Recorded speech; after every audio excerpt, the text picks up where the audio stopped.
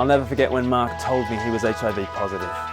The two of us were in a cafe in London and we just ordered all-day breakfasts. Many people had tried to help Mark off the streets and off the drugs, but he had finally succumbed to a dirty needle. He had quite a few scabs on his face that were red raw. Some of them were bleeding, and as drops of blood formed on both cheeks, I just managed to croak, "Hey mate, you might want to mop up your blood." I think I managed about half a mouthful of breakfast that morning. As well as being a horrible illness, AIDS in our culture carries massive social stigma as well. In the Old Testament, there was a disease a bit like AIDS. It was an illness that, for the purposes of the law, was invested with massive social and even spiritual significance. Leprosy. As we've seen, the Old Testament law was a dramatization of spiritual truths.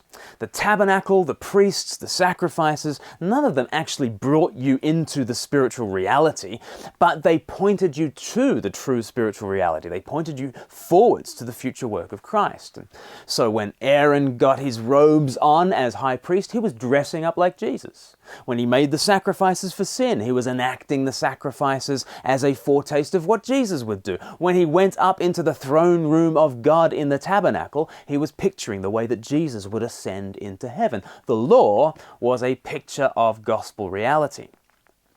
And because it was a picture, its stipulations were explicitly skin deep. They were only really dealing with surface level realities. Because only the gospel deals with the heart. Only Jesus actually deals with the internal reality.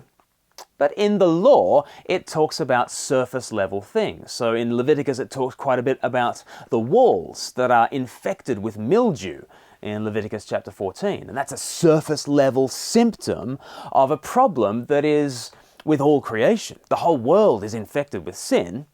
But the law draws our attention just to mildew in the walls. It's a picture of a greater reality. And it's the same with skin diseases.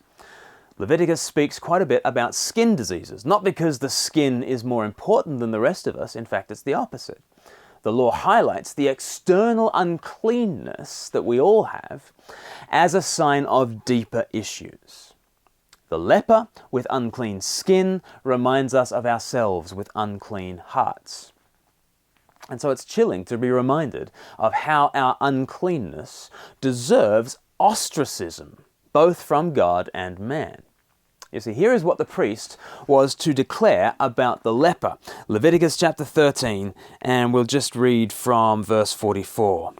Speaking of the leper, verse 44, "The man is diseased and is unclean. The priest shall pronounce him unclean because of the sore on his head. Anyone with such a defiling disease must wear torn clothes. Let their hair be unkempt. Cover the lower part of their face and cry out, 'Unclean, unclean.' As long as they have the disease, they remain unclean. They must live alone. They must live outside the camp." Here is a surface level portrait of our condition. We are meant to see that we ourselves deserve this kind of ostracism.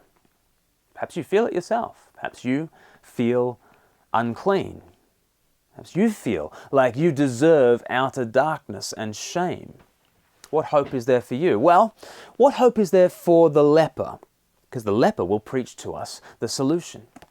What hope is there for the leper? Well, there's nothing that the leper can do themselves, but there are things that can happen to the leper for their cleansing. And Leviticus 14 tells us how the unclean become cleansed.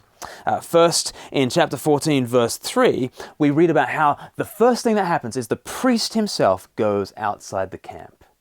Here's the beginning of it all. The priest would meet the poor wretch in his wretchedness. And then secondly, sacrifices are made. From verse 4, we read about these sacrifices, and there's a ritual involving two birds. One bird is sacrificed, and the other is sprinkled by the blood of the first bird, and then released. The leper is being taught that his freedom costs the blood of another. The third thing that happens in Leviticus 14 is the leper goes away for a week and shaves off every hair on his body, and he returns on the 8th day looking like a newborn baby. In a sense, he's born again. This is a picture of our own spiritual cleansing. You see, Christ, our great high priest, he goes outside the camp. He meets us in our depravity. He dies for us. He cleanses us with his blood and liberates us. And in his resurrection, he raises us to new life. So in the fullness of time, when Jesus came in the flesh, there's this time in Mark chapter 1 where he meets a leper. And in verse 40, we read this. A man with leprosy came to Jesus and begged him on his knees, "If you are willing, you can make me clean." Jesus was indignant with the disease, and he reached out his hand and touched the man. He said, "I am willing, be clean." Immediately the leprosy left him, and he was cleansed.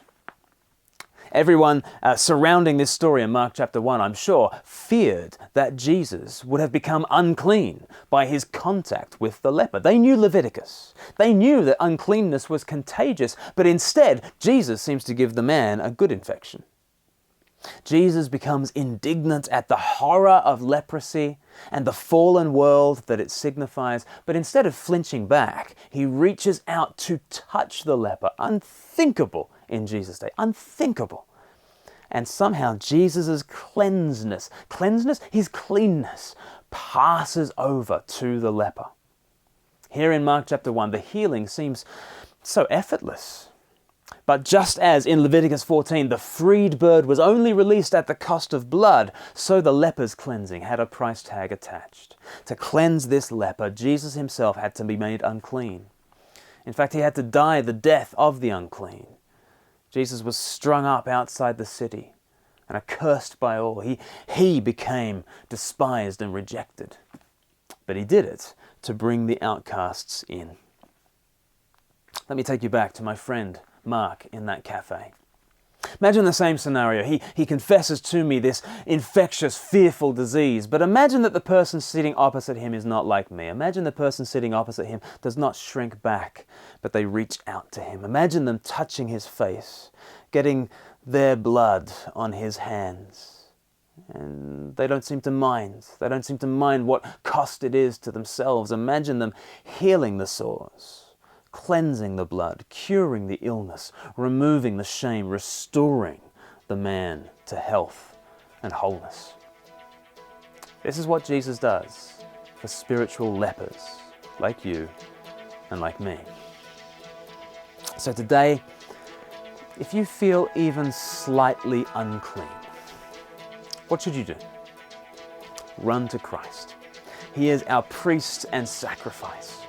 And say to him, "Lord, if you are willing, you can make me clear." You know what you'll hear him say?